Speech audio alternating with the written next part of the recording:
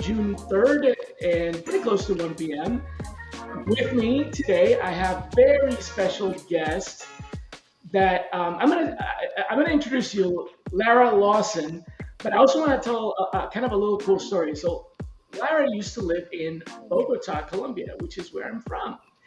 And well, not Bogota, but I'm from Colombia. I used Yeah. to live in Barranquilla. That's where I grew Oh, I love up, which is Barranquilla. a coastal city. But Lara moved down there to Colombia. I lived there for 7 years, and recently, in the last couple of years, Yeah, last year. moved to Cancun, essentially Playa del Carmen. For those of you who don't know where that is, it's south of Cancun in the same county or province called Quintana Roo Hmm. in Mexico, and runs a consulting business and sourcing as a service solution down there. So we have a lot in common. We both speak Spanish. We both spent some time in Colombia. I spent a little bit more time there, but that's okay. And I love Cancun and been there multiple times. So I wanted to bring her on the show today. And Lara actually had an interesting suggestion from the Facebook group. She said, "Why don't I ask you a bunch of questions?" Because I'm trying to build a sourcing team and I'm training someone. I think you hired someone that you're trying to train. Lara has a training background and has done that for a living as a consultant, but it's usually other people's trainees that aren't going to be working for her. So this time it's personal, and she's training somebody for her own team. So she had a bunch of questions about that, and I figured, you know what? What a great opportunity to talk about hiring somebody with very little experience and training them, because I recently did that myself as well. So we have that in common. Yeah. So welcome, Lara. Thank you. I really appreciate the chance to be here and kind of get to pick your brain for a little bit of time. Well, considering that you could actually be here and chose to instead come on the show, I think, we're the ones that should be grateful for you coming here. I wish I was there right now, although I'm sure the weather's not that great since you've got Mhm. some hurricane systems hovering over you. Yeah, it's been pretty rainy lately, but usually gorgeous. So Lara tells me that this week's show is brought to you by the Headless Chicken. So we put a logo of Mike the Headless Chicken there because both Lara and I feel like we've been running around like headless chickens this week. I think it has something to do with the fact that we didn't work on Monday. At least I didn't. Yes. For the reason. I actually took a day off Monday. I don't know Yeah, why. so basically that means Tuesday, Wednesday, and Thursday have been 12-hour days. But like me, you probably only work half days, right? There's 12 hours in a day, so we only work half days. Right, right. Yeah, so this week has been crazy. This year has been insane. The company that I am branded with right now, Avia Consulting, we've grown 41% since January and in Whoa. headcount. Okay. So yeah, it's been a little bit crazy. I'm still creating job descriptions for people I've already hired right now. That's how backwards my process is. So what am I going to do here? Well, I don't know. Hang on, let me figure it out. I'll send them a memo. Yeah. Nice. Like, listen, someone will tell you what you're going to do. We'll put it in writing later. Yeah, just come in the morning and we'll let you know. Yeah. So what do you want to start with? What questions do you have for me about, training a new sourcer, building a new sourcing team? Yeah, I guess for me, I learned sourcing like as a necessity. Someone was like, well, you need to recruit people. And I wasn't getting responses from job ads. And I joined LinkedIn literally the year it was created. I'm aging myself there. So began really sourcing like then, and just learned what I needed to know to be able to be successful, right? So I feel like sometimes my own sourcing education is a little bit not well-rounded, if that makes sense. Like I've only been in pretty technical roles. I've done a lot of tech sales, I've done engineering, I've done IT, some management, but mainly technical management, project management, things like that. So yeah, I would just really like a holistic view of sourcing from you. So like, if you can just tell me, what is sourcing? What does it encompass for you? What is sourcing? Okay. Let's start with that. That's a reasonable question. Sourcing is finding and engaging with candidates that are not coming to your jobs already organically or by whatever you consider traditional means. So your regular recruitment engine is not enough or is not working for these jobs. And it's not every job, although in some companies it could be. But let's just say, to kind of clean that definition up a little bit, normally you post jobs to whatever job board and you get enough candidates, but for this job or for these types of jobs, you don't. And there's a couple of reasons why that happens. So overall, it is the solution to the problem of we don't have the right kind of candidates or we don't have enough candidates because everything else that we normally know how to do didn't work, hasn't worked, isn't working. Right. Make sense? Yeah. So that can happen because of, it could be a regional situation. It could be in every other place that we've ever posted this job, we get plenty of applicants, but this one time in this one city, in this one region, we didn't. It could be we're getting the wrong applicants. Everybody that's applying is not qualified or is otherwise qualified. It could be because we're getting way too many applicants and it's pretty challenging to figure out which one of them are actually, get to the second stage. So there's a number of reasons for it. It could be it's something that we've never done before. It's a new technology. We don't have any talent pipeline. We don't even really have anybody here that currently does the job.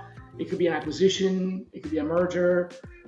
So there's lots of reasons for it. The bottom line is either in advance that this job posting is not going to get results, or it is running into challenges after the fact, right? You open the rec and now you can't fill it for whatever reason. All right. So what does that translate to in the day-to-day? Like if you're sourcing 100% of your time, what does that day look like? Okay. I think, what does that day look like? Let's call it the workflow, right? We'll call that the sourcing workflow. Okay. So the first step would probably be to define what it is that you're going to do for the day. So what is it, what are my priorities? So prioritization would be the first part of that. And that can be done a couple of different ways. So if you are the sourcer that is taking requirements from other people, then you pretty much know, hey, these are the recs that I'm supposed to be working on right now. But in a case like, I'm assuming your environment where either you're the leader or you have lots of first priorities, sometimes the first thing that you need to do is figure out which priorities are the most urgent, the most important. Right. So I would start with number one, check your priorities. Now, the way we have it is we have a dashboard, and that dashboard is powered by an algorithm that escalates the urgency of recs based on a collection of factors. It's a formula that looks at a bunch of different factors. I can bore you to death with details, but basically it tells me out of the 400 recs that are open right now, these are the ones that have the highest priority for a number of factors. Yeah. And then, that's how I can tell my team to manage themselves, because I can give one of my team members 10 jobs and say, here's your 10 jobs. And they can self-prioritize by looking at that dashboard because they can see what's going on, how many interviews have passed, all that stuff. Yeah. So number one, check your priorities. Then number two, I would say conduct pre-search. Now, pre-search is the gathering of intelligence before you begin sourcing. And this is typically done when you onboard a new assignment. But it can also be done when you're struggling with an assignment. It's been, you've been working on it for a little while, and you have to kind of reevaluate, revisit. You need traction again. So that would be the second thing, would be pre-search. If it's the first time, you might have to do pre-search and an intake meeting. If not, just pre-search. And then you can begin sourcing. But before I actually go out and start sourcing, before my team goes out to start sourcing, they plan a little bit. They plan, for example, create a list, create a folder, create the contact templates so that you're ready. When someone replies, you know how to reply, you know where to send them to apply if that's part of the job, you know how to track them so other people aren't calling and contacting the same candidates. So that's the dashboard and prioritization, the pre-search, the planning for your search, and then executing your search, then sending out contact messages, outreach, calling, texting, emailing, and then responding to those messages. So that would be taking calls, perhaps, or sometimes scheduling calls for later on. We use Calendly, and there's other solutions like that, Yeah. where candidate replies back to our outreach and they say, "Sure, I'm interested. Tell me more." Well, tell me more. It's an open invitation for a conversation. And so it's not like we're going to be necessarily able to talk to them right then and there. I mean, we can say, "Hey, how about now?" But if they're not available, Right. here's a link to my calendar, and then they can choose a time at their convenience. So yeah, I've got to say, Calendly is like the best thing that's happened to me in the last 5 years. to help you get organized, right? Yeah. And create some rules around your All calendar. the back and forth of scheduling is like gone. So much stress out of my day. Absolutely. So that would be. I think at that point, the Calendly, the scheduling, and all that includes the phone screen. So you've done the planning, you've done the research, you're doing the outreach, and then you're getting the responses. Now you're doing the phone screen, and you're handing things off to a recruiter or a hiring manager.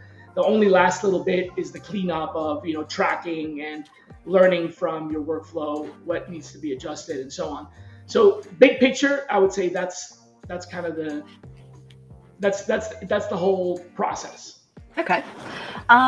So what are some of your favorite tools for sourcing? And I want to clarify my perspective here, because I feel like a lot of sourcing goes on at really large companies where you have the budget for all kinds of tech and automation and all that fun stuff. So for, let's say, an individual agency recruiter out there, or someone like me who's working for very small entities who are not going to use massive amounts of automation, what are some of your favorite tools for a sourcer?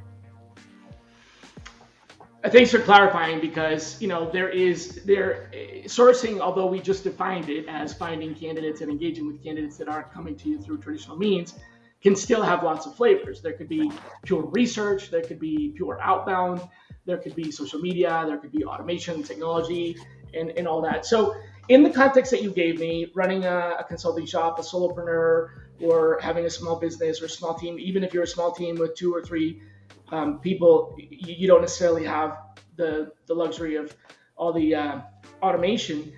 I would say I hate to kind of put this into such simple perspective, but you could do this job with a pencil and paper. Right. You really could. You could. That's not the question that you're asking, though. So I would say if I had to pinpoint a tool, I would say it has to be Google. Right. Or your favorite search engine would be, okay. Right? Because it's free. And if you put in the work, you can find just about anybody. And with, again, a search engine, you could also find contact information. And so that would be the least expensive, however, also more than likely the most time consuming. Yeah. So the less time you want to spend, the more involved your tools, the more expensive they get. So spending the money has in great part something to do with saving time and saving money.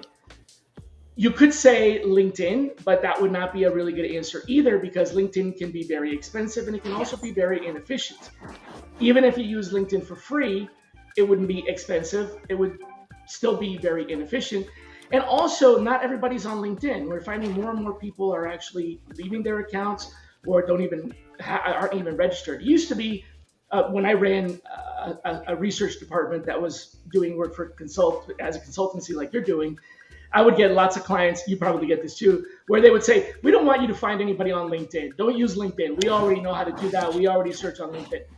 Okay, fine. So what you're telling me is that if I found someone, no matter how I found them, using the world's most expensive and sophisticated method, and you type their name into LinkedIn, you don't want to see that candidate because they have a LinkedIn profile. Okay, let's think about that for a minute, right? But nowadays, I'm actually okay with that because more and more people are typing their name into LinkedIn and they're not getting a profile. Yeah. So it's happening. So I wouldn't say it's LinkedIn. So next to Google, if you want to save time and do things a little bit faster, that's where I would go with one of the aggregators. There's a bunch of choices out there. My favorite aggregator by a long shot is something called Seekout. There are competitors to it, but the main reason that I like Seekout is for the price. It isn't inexpensive. I mean, it is a significant investment, but remember, you're doing this as a way to save time and effort and multiply the productivity of your team. So if you have one sourcer using Seekout, you could argue that's a multiplying effect. So is it worth that money for that? And the answer is yes, because it has a lot of other features that I don't see executed very well elsewhere. It has built-in messaging and the sequencing of messages, so that's there. But there are other tools, even free ones, that do that. So that's not a huge distinction. Yeah. The biggest distinction, in my opinion, are filters, Okay. and most importantly, the filters that you create yourself. The ability to create your own filters, which are so specific that it can accelerate your sourcing very, very rapidly. You can get to the results that you want for anything that you do repetitively or more than once. And if you're doing a completely unique search every time, the filters are still handy. Yeah. It's handier when you have the same search that you do, repetitively, because then you can customize it. But the amount of detail you can get to with the filters is staggering. So that would be one of the biggest differentiators. The second one, if you have anything to do with diversity, Seekout has a pretty strong diversity filter. Now, normally when you think of a filter, you think eliminating candidates. And so what does a filter do? You put something in the filter, and the good part that you want comes out, and the bad part stays behind, or the bad part that you want comes out, and the good part stays behind. But that it's separating the good part from the bad part. Right. In Seekout, you can have that kind of filter that is separating, but you can also have a different kind of filter that highlights, and so it ranks results of diverse talent in two different ways. One is a blind way, where it simply is diverse talent and they take care of all the categories for you. So it's not singling out any particular category. And the second way is to specifically go after a category, a protected class, if you will. So you can do general, just diverse candidates, or you can say, we have a specific need for female talent. We have a specific need for Latinx. We have a specific need for veteran talent, and so on. Right. So that's the second thing, which is the filters. And the third is the contact information that you can acquire. They go out of their way to legitimately pay for email addresses and phone numbers from the top sources. And I've run some comparisons with, I would say, close to 30, maybe even actually closer to maybe like 35, 37 different contact finders, databases, contact sellers. Mm-hmm. And I can tell you that in my experiences, even though this is deteriorating industry-wide, the quality of contact is deteriorating. Yeah. In other words, the bounce rate and bad emails are definitely increasing. Mm-hmm. It still beats almost everybody else. So what I do is I actually use Seekout first. Mm-hmm. And let's say, generally speaking, I'll get from 50 to 70% of the email addresses that I need. So that leaves me with, let's think positively, 30%. Then that 30%, I'll go to Swordfish, and that will give me another 20%. And then that 10%, I'll go to Kendo app, and that'll get me another 5%. So between Seekout, getting the bulk, Swordfish, and Kendo, I'm getting somewhere in the 75 to 90%, 95%, and there might still be a few that I can't get to. Right. I can choose to do those manually if it's really, really, really, if I want to spend my team's time, and my team might cost me $10,000 an hour. Mm-hmm. If I include all, so do I really want to spend $10,000 an hour to find, an email address? Well, maybe, and maybe not. So now I have to make that decision. But that's depends on whose email. Yeah, what the candidate is. Gotcha. Yeah. So actually, that brings up a couple of questions for me. I'm curious about what you think of diversity sourcing in general, because maybe I have a skewed perspective there, and then let's talk about that first. That's a whole big conversation. What do I think about diversity sourcing? As in how to do it, or whether or not to do it? Is it good, or bad? I guess one of my main gripes with it is, like, I went to an HBCU. You searching an HBCU is not going to necessarily get you the candidates that you want, right? Or like people who don't have the means might not have gone to an all-women's university. So I see a lot of diversity sourcing focusing on, like, well, we know that these education institutes target certain people, so let's use those as filters. So I'm really curious, like, go to school. Right, exactly. Like, what is the technology behind this stuff that can tell you? Like, if I didn't have a rainbow next to my name, there's no way that anybody would tag me as gay online necessarily, So, like, What do you think is the current state of what they're using to determine whether or not someone is diverse? Well, I'm responsible for diversity recruiting and sourcing now, and I've been responsible for that before. Believe it or not, I actually was doing diversity. I was doing diversity sourcing. I built the very first diversity sourcing team, and this was at Google a very, very, very long time ago, 2003. Okay. So I understand your question, but here's one part of my response to that is you can say the same thing about LinkedIn.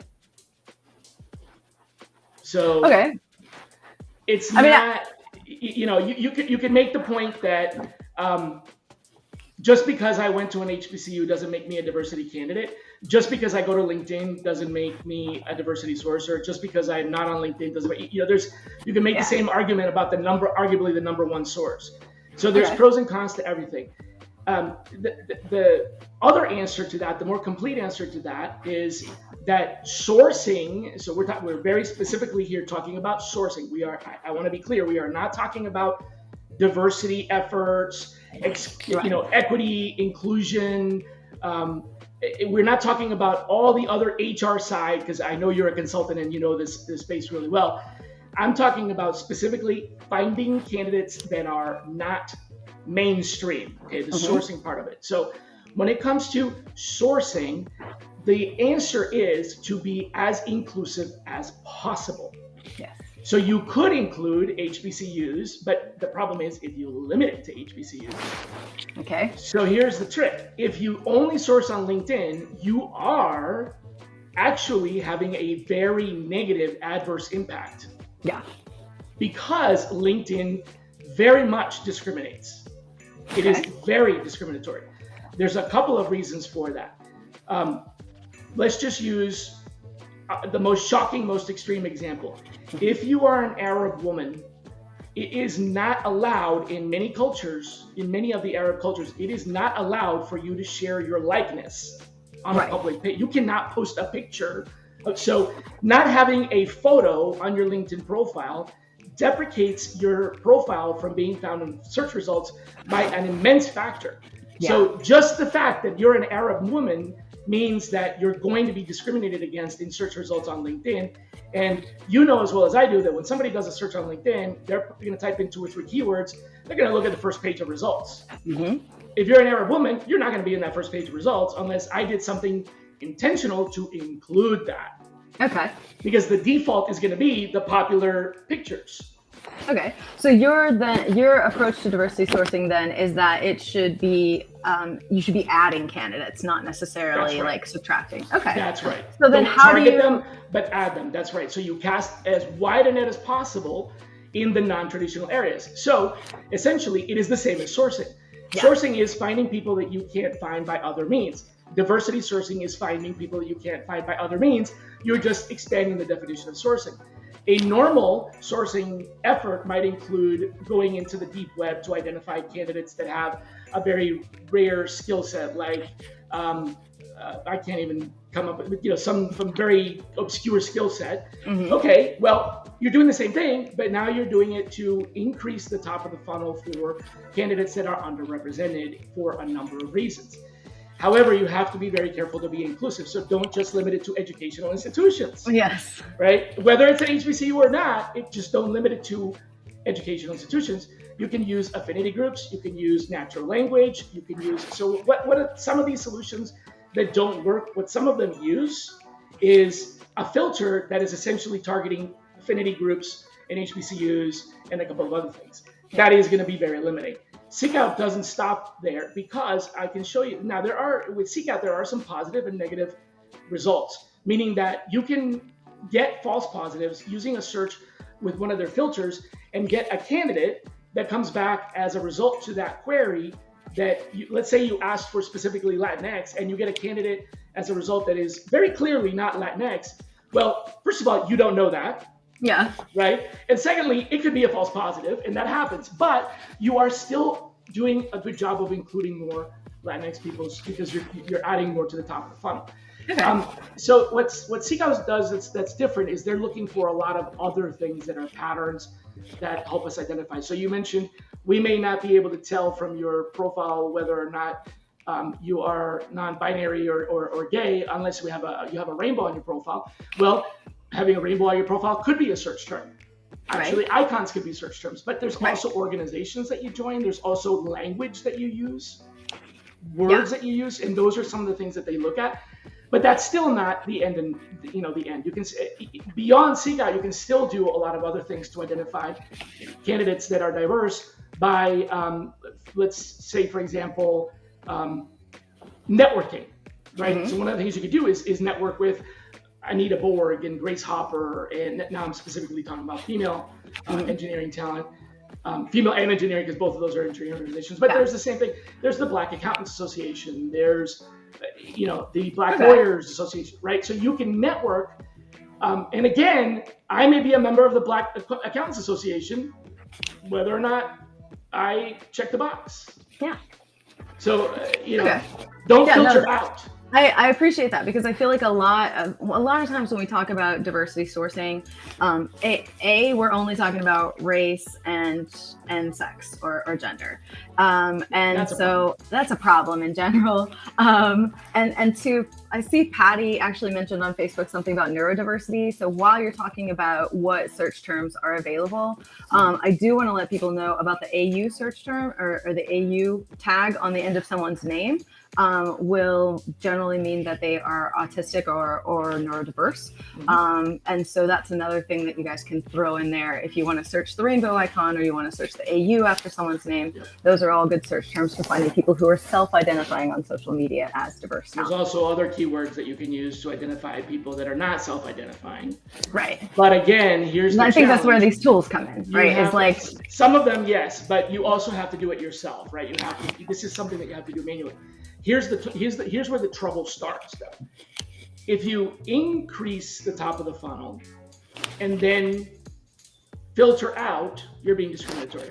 Yeah. So if you're going to increase the top of the funnel and you see someone in your search results that may or may not fall into that category, you have to leave them in there, because what you're trying to do is you're trying to increase the funnel, not, so reverse discrimination isn't good. Yeah, no, and I don't know anybody who wants to make their own job harder or their own jobs harder to fill. So right, exactly. I hope there's not too many people out there doing that, and because no one wants to feel tokenized anyway. All right, so going back to tools, let's talk about some of the little things in sourcing. Like I would not be able to do this job at all without a good scraping tool. Right? What are some of these little tools, like scraping tools, that just make life easier for sourcers? Well, there's a lot. It really kind of comes down to your personal preference, right? There are a number of, let's just call them basic's not a good word. Easy automation techniques that you can use to accelerate. Think of anything that you have to do repetitively. There's a lot of ways that you can automate repetitive tasks. And some of them don't cost a bunch of money. I mean, we're talking about Seek Out and Swordfish and Kendo, which cost money, and they're not necessarily all that expensive. I mean, Kendo's credits are pretty wildly inexpensive, so it's worth it. As I was saying, what's your time worth? If it's going to take you 1 minute to find somebody's email address manually, and your hour is worth $100, and you're spending $1 on an email address. Well, if you're spending 10 cents to get that from Kendo, there you go. You're saving 90 cents. Okay, let's cut it down to that. But then there's other things too. Like, for example, I would say these are some of my must-have Chrome extensions, because Chrome extensions are generally free and they're generally very easy to use. Otherwise, they shouldn't be a Chrome extension. I mean, if a Chrome extension is really complicated, it's software now, right? So Link Clump is one that I use a lot. What Link Clump does is you can highlight a section of content on a page, and it will gather up all of the hyperlinks on that page. So this can be done with search engine results. This can be done with a list. This can be done with all kinds of content that you can imagine that has hyperlinks in it. And it'll extract it into either a CSV, your favorites, or the clipboard. So it'll write to a spreadsheet, write to your favorites folder, or write to the clipboard. And it can extract either the address, the name, the HTML, just the URL, the tag, or any combination of them thereof. So it's very powerful and very useful and very easy to configure. What do you do that for? Well, let's say that you're building a custom search engine and you found here's a list of the top competitors. Scrape, right? There you go. Boom, it goes right into it. So that's an example. Here's a list of speakers. Scrape, right? And that's very easy. Magical. The Magical, I believe I actually had that in here. Let's see if I have that. Yep, right there. This is Magical. So Magical is a copy paste tool that works like magic. It's a copy paste tool that allows you to do a lot more than copy paste. For example, set variables on a page. And one of the most impressive things about it is that when anybody, let's say you configure a magical formula, that formula is then available for that web page to anybody else that's in the community. So, for example, I use Greenhouse. I created a dozen or so formulas for Greenhouse. Now, anybody else who uses Greenhouse, they don't access my data. They just are able to see the pattern because of the code. They can now use those formulas, or they can create their own, etc. So what it can do is, for example, extract variables from a page and put them into a merge field. So if you're on LinkedIn or on Greenhouse, one of the biggest impediments to LinkedIn InMails is that you cannot use customized fields. So all you have is first name, last name. There's not title, company, location, none of those things. Right. Well, with Magical, I can extract first name, last name, company, location, how many connections we have in common, when was the last time they updated their profile, how many groups they have, what's their what's their number one group on there, all that, and I can put it into a merge field with 2 or 3 clicks of a keyboard. Okay. So I can send a message to somebody on LinkedIn that's an InMail that is extremely customized with 20 or 30 customizations. And I can do that in 2 or 3 seconds. Go to the next profile, click, go to the next profile, click. I can fully automate that if I wanted to, but I don't want to, because if I fully automate that, then I may be sending messages to somebody I already contacted or I shouldn't be contacting. So I'm still looking at the profile and being intentional about it. But 99% of the labor is done. Yeah, I do not agree with fully automated outreach. Automation. I want to hit the button that says start the outreach because I want someone reviewing that profile before that outreach goes out. So yeah, definitely makes sense with that. I feel like every time I talk to you, I learn more technical stuff. Except Power Automate Desktop, I never got the hang of that. It just frustrated me and I threw it away. But just especially data scraping, I've learned so much from you on that. Not next week. Hold on a second. Tune in. June 17th. All right. Mike Santoro, I was told by Glenn, is a genius at Power Automate, much smarter than me, probably can give you easier ways. I may have just totally overcomplicated it. And, it's the frustration tolerance thing. Like once something doesn't go right, I'm like, screw this. I want to throw my computer. Well, what I'm saying is he might take that away, right? Yeah, there we go. Unfrustrate you. So yeah, I thought like maybe learning Python would be easier. Yeah, I don't know. Maybe I'm not sure. Yeah. So speaking of that, like how important do you think? There's a lot of sources who code, right? And then there's a lot of us who don't. Or do some weird hybrid of the two. How important do you think that it is to code, if at all? And then, like, where do you see that going in the future? It's not important at all. Okay. It is like any other skill. So if you develop the muscle, the muscle of making cold calls or using your telephone as a sourcing tool and social engineering and, like Maureen Sharif, for example, who is a genius at calling one number and getting 50 names, you're going to get 50 names that way. Yeah. If you want to write code, you're going to get 50 names that way. So it's akin to saying what's better, a hammer or a saw. Depends on what you're doing. Or more importantly, should I use a hammer or should I use a saw? Is it important that I master the hammer? I don't know. Are you going to nail a lot of things, or are you going to pour concrete? Because if you're going to pour concrete, hammer's not going to be very useful. You know? Are you a framer? Then yeah, hammer, right? So it's not important because it is one of the skills. Okay. If it's something that you have an affinity for, I would say the first step would be to learn to read code. Yeah. Because reading code and writing code are not the same. Very much like, for example, I'm sure you're perfectly capable of writing a book, but not everybody can write a book. Almost everybody can read one. Right. So reading a book and writing a book are right. It's the same thing with code. Reading code, understanding what's going on with the code, and being able to like at least determine what it does. Yeah. You're not gonna be able to fix it. You're not gonna be able to, but you can understand it. Start with that, and then if that clicks, then go for it. But if it doesn't, that may not be the hammer for you. Maybe the hammer for you is the telephone. Maybe the hammer for you is automation. Maybe it's social media. Maybe you have deciphered the code of how to get people to respond to your emails, and you have a 90% response rate. Mm-hmm.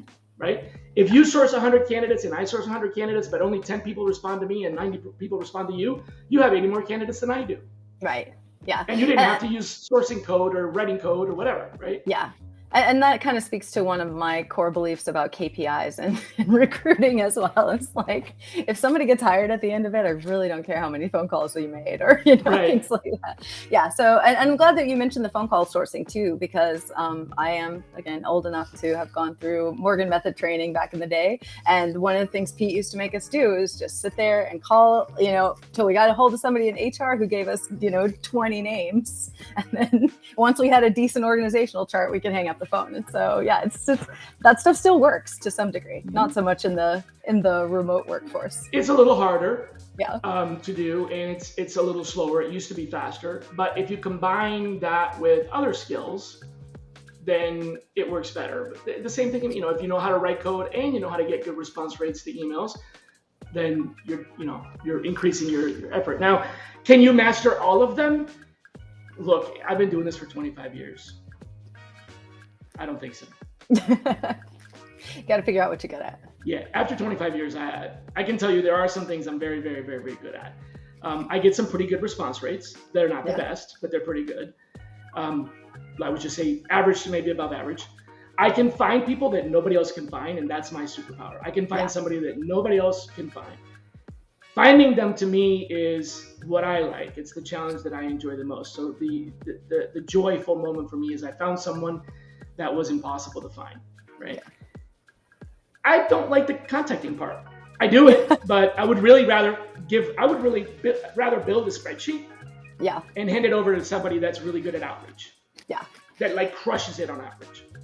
So and I do that when I build teams sometimes too, because like, for example, the team that I had at Microsoft, we had somebody who was just fantastic on the phone. We used to, please take this with a grain of salt. This was very much clean, not dirty. We used to call her the call girl because she could make the calls. I mean, it was just amazing. Anytime she dialed the number, it was like it worked, right? And she could find people that way. And so, but she hated it. I mean, she did not want to sit next to it. She would rather be on her mobile phone with a notepad out in the backyard, dialing all day and be nowhere near a computer.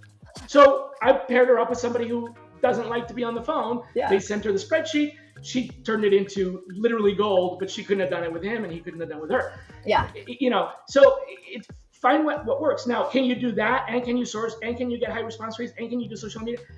Yeah, you can do all of it, but are you going to be the absolute best at every single one of them?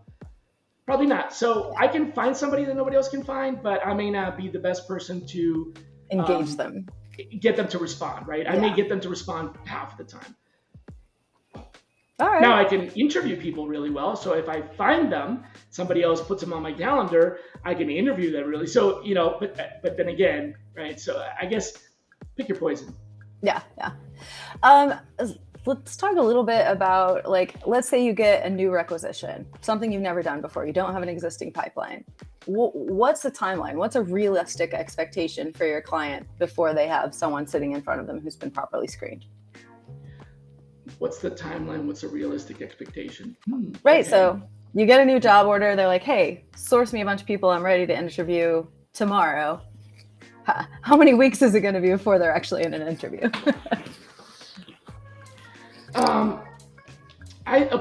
Let me put it this way.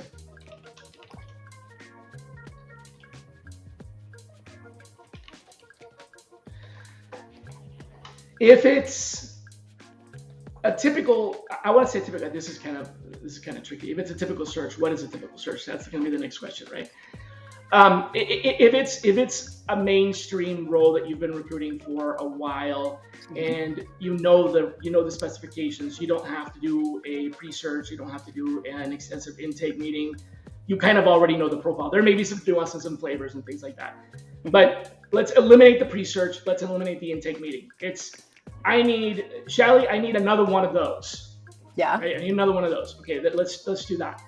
Then my expectation is that my team will have a one qualified, interested, and available candidate that the hiring authority will accept within 7 days, by the end of the 7th day. But if they don't have one by the end of the 5th day, they are instructed to send flares. Because if you don't have one by the end of the 5th day, even if you did the most aggressive outreach on the 6th day, you might still miss that deadline.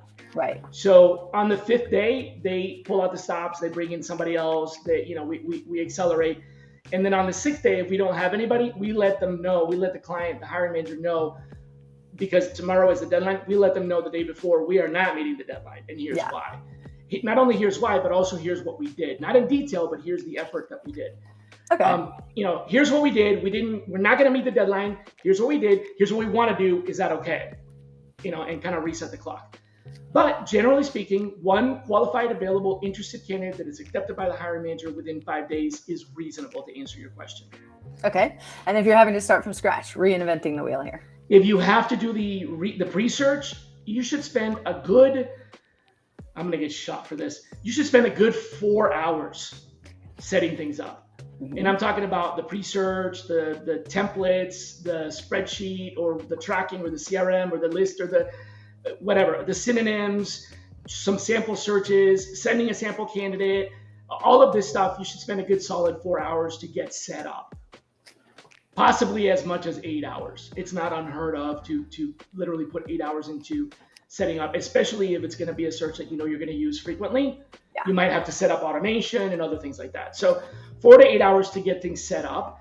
And then after that, I think the amount of time diminishes. There's a chart that I presented once in a PowerPoint that is kind of like a diminishing, let's see here if I can find it. It's like a diminishing rate of return on the amount of time that you spend with a particular search. So, 4 to 8 hours at the beginning, and then you might do an hour or two a day. Then you might do half an hour a day or half an hour every couple of days.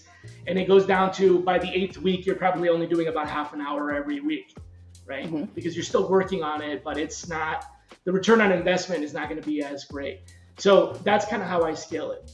Okay, makes sense. What else do you want to talk about today? I wish I could find that slide with the not the cadence, that's not the word I'm looking for, but with like the pattern of how much time you spend up front versus later on. I'll find it and I'll put it up. It's here somewhere. All right. I have a question for you. Yeah. So you just hired somebody that you're going to be training. Yeah. On my last show, I also had another a friend of mine who's a consultant and runs his own search firm that does sourcing, outsourcing, and things like that. And he also hired some people with very little experience. And this is a question I'm asking you, but I've also been asked myself. How'd you pick them? This person?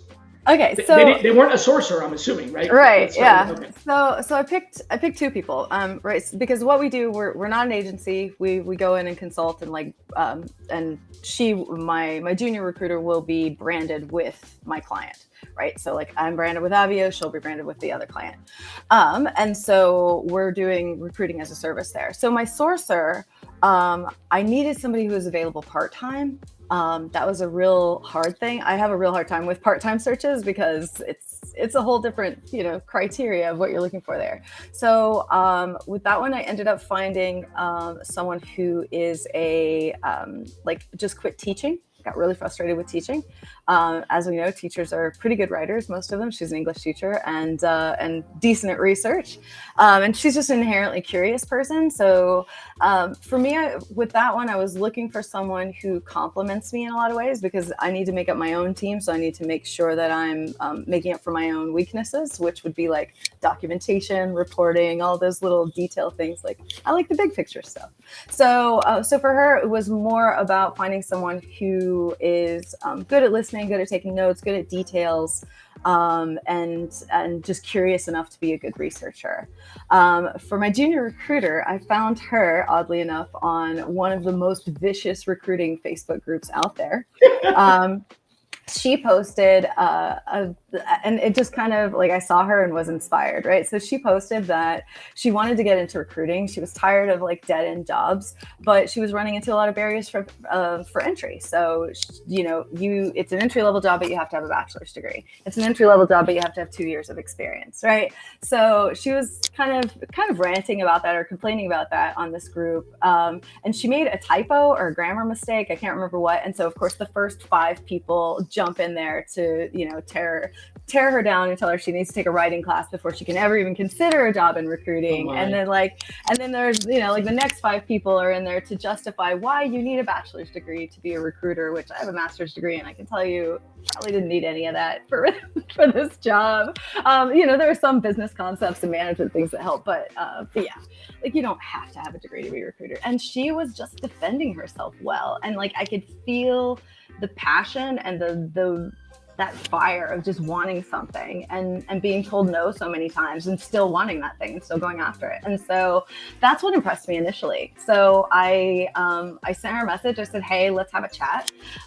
We had an interview and I asked her what she knew about recruiting. And instead of me explaining the process to her, she actually told me, well, I took a course online and this is what I understand about this, this, and this. And, this is where I think that I could go. And so then I was able to say, well, okay, do you want to do high volume recruiting or low volume recruiting? Here's what your day looks like in both of those. And then, do you want to work at a bigger company with a lot of structure and you have to be super specialized? Do you want to work at a smaller company where you get to wear a lot of hats?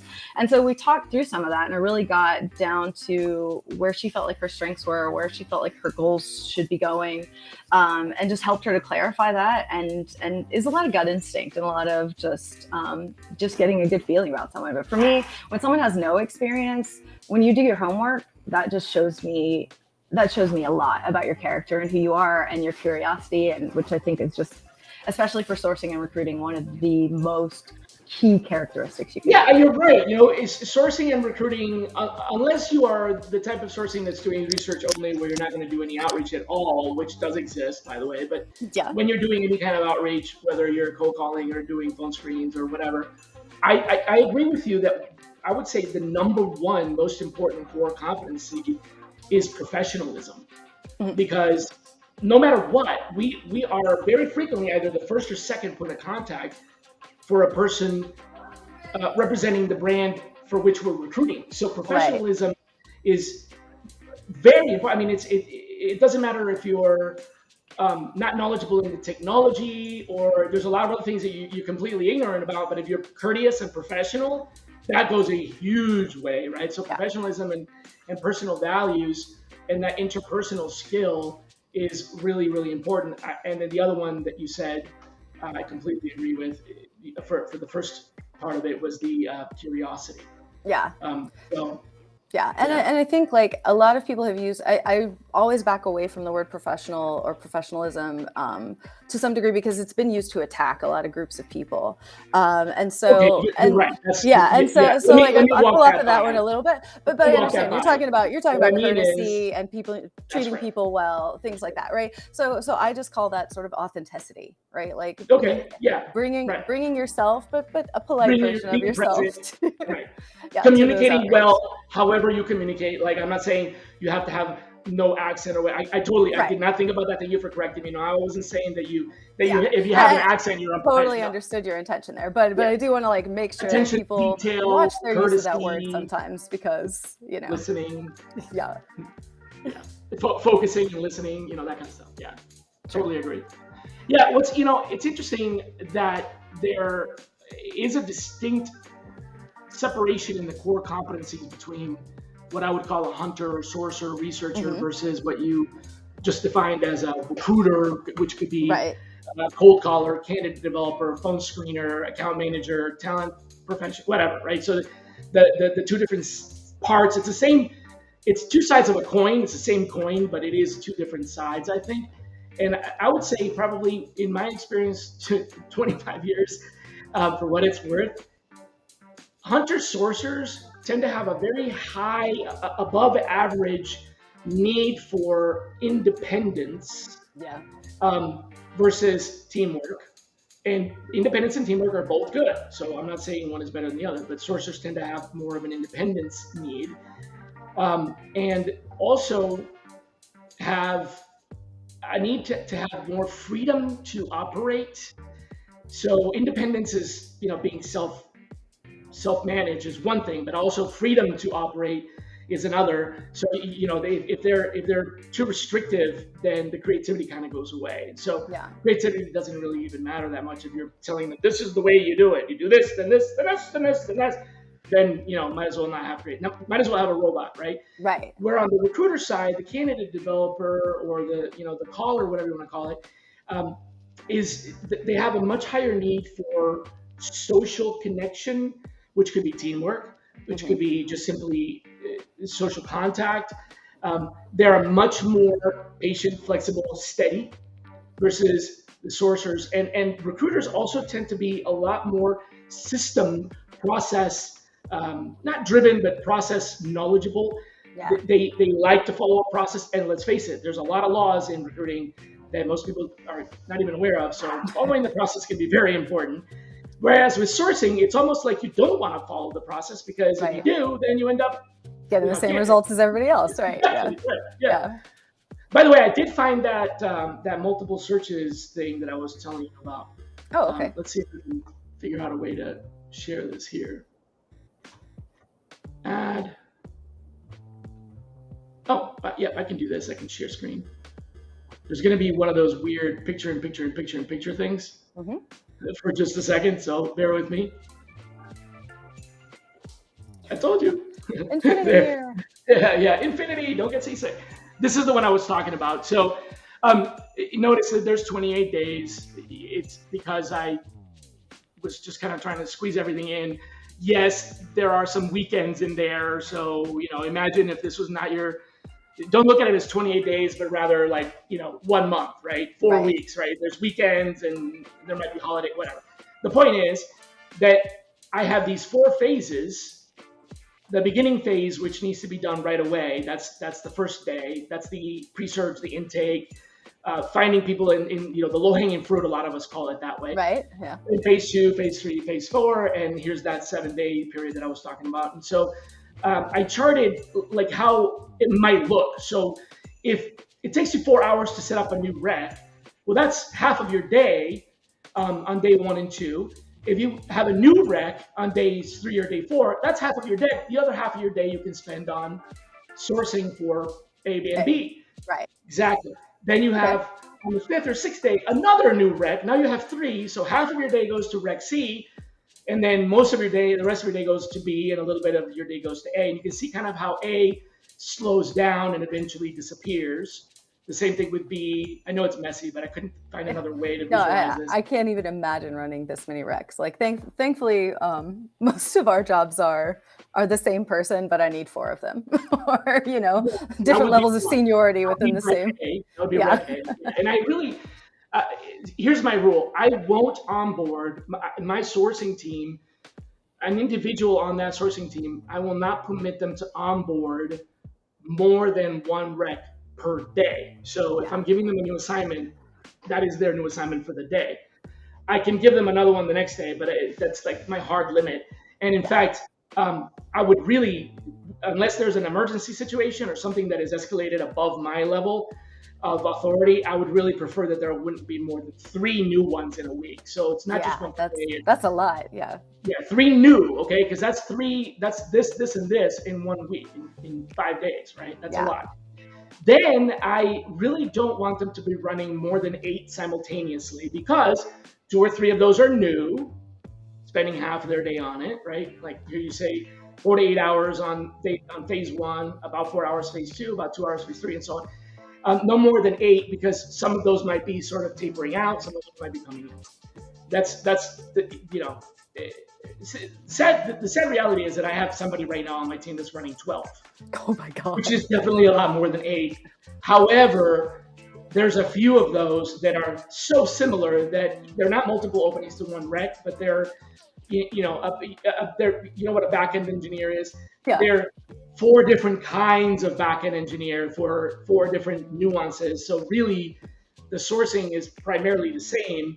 The split or the difference comes in when they respond and they're interested in one or the other. So that's kind of how I'm allowed. That's how I'm selling myself on permitting me. Yeah. Permitting me to give this per 12 recs. Otherwise, I would be screaming bloody murder. But yeah, I wanted to share that with you because that's the yeah. That's great. That's a nice visualization to kind of understand how you run a team, because I've never done pure sourcing, like just sourcing. So I've never even seen a team that operates like that. So I can only imagine how that operation must be. Yeah, happy to keep the conversation going. I know that you have to run, and I've kept you for an hour, that means we must be having fun. Yes. By the way, I don't think I've ever had this many people still watching an hour into it. Yay! So you must have done something, right? Yeah. Well, thank you so much. Any parting words? I know you got to run, but yeah, you want to say goodbye or any parting thoughts? No, it was great to be here. I really appreciate this. Definitely going to have my team watch this. I got to go back and watch a recording of this so I can get all of these tools that you just told me about and try them out. Because you kind of get stuck in something that works for you once or twice, and you forget sometimes, like, hey, there's new stuff. I got to go look at that. So definitely we'll be rewatching this to figure it out. Thank you so much. Thanks, Glenn, for your obviously fantastic notes there. Muchísimas gracias. Gracias. Hasta luego. Ciao. Ciao.